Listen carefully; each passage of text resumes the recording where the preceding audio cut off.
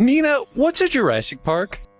Okay, so basically, back in 1990, best-selling novelist Michael Crichton took his old script for Westworld and used his word processor's find and replace function to swap robots for dinosaurs. Is that it?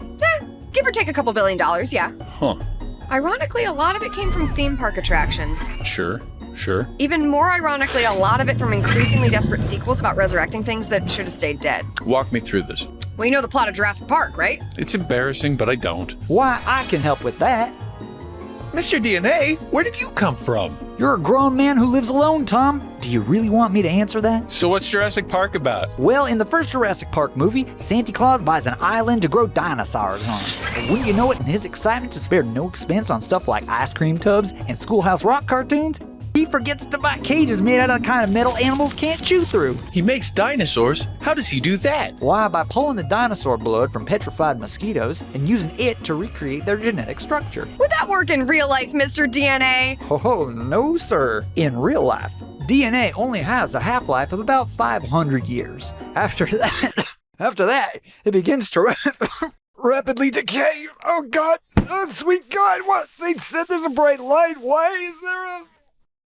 So it sounds like the lesson of Jurassic Park is that you should buy good fences if you're going to own a zoo. Nah, the lesson is don't do science. Here, the second movie helps clear it up. What happens in the second movie? In the second movie, it turns out that there was another dinosaur island, and then it also had dinosaurs in cages, only this time around they got let out right before a hurricane hit because the scientists who made them felt bad about leaving them to die. They wound up taking over the island. So again, the lesson here appears to have more to do with man's inability to keep animals in cages than it does with a necessary fear of science. Tom, it has nothing to do with cages. A T-Rex attacks San Diego. And how does it do that? It gets out of its cage. Got it. Also, Jeff Goldblum comes back. Neat. Then there's the third movie. Ooh, what happens in the third movie? Doesn't matter. Well, does anyone from the other movies come back this time? Yeah, Sam Neill got to buy a boat. Okay. So then the franchise stews for a while. Over the course of 14 years, audiences forget about the bad times and remember the good, and Universal releases a sequel to their collective nostalgia, Jurassic World. And what's it about? How science is bad. So dinosaurs get out of some unsuitable cages? Oh my God, how'd you know?